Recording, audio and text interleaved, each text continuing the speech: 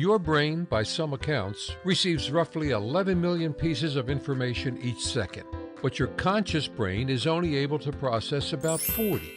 How do you handle all the rest? You handle it because you're really using two brains. Your conscious brain, which works with facts and data, has very little capacity and processes information slowly, and your unconscious brain, which is habit and intuition driven, has huge capacity and is really fast. One of your unconscious brain's best tricks is its ability to recognize patterns and use them to assign people and things to categories, allowing your unconscious brain to deal with all of the known, not dangerous issues, and leave only the few unknown or dangerous issues to your conscious brain. This allows us to recognize a pattern and act on it, rather than having to think about every interaction as if we were experiencing it for the first time. We can glance at that four-legged animal and know if it's a wolf or a cocker spaniel. That recognition allows us to make assumptions about the animal facing us, that the wolf belongs to the wild animal category and is likely to be dangerous, or that the cocker spaniel is in the domestic dog category and not likely to be dangerous.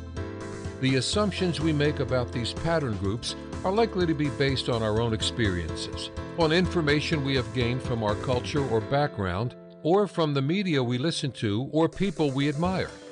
Unfortunately, those assumptions are often wrong. When we categorize people, our brains apply two other tools.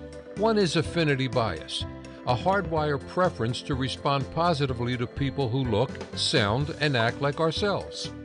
Brain imaging scans show that when people are shown images of faces that differ from their own, it activates in milliseconds activity in the part of the unconscious brain that alerts us to possible danger.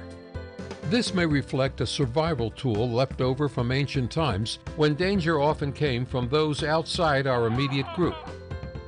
Today, however, this means the associations and biases are likely to be unconsciously activated every time when we come across a member of a group, even if we consciously reject group stereotypes.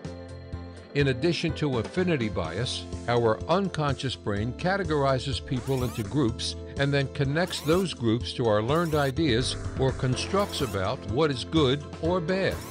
Now, we've decided whether someone is like us or not, and whether they're good or not, all within milliseconds of meeting them. So, what can you do to manage your unconscious biases?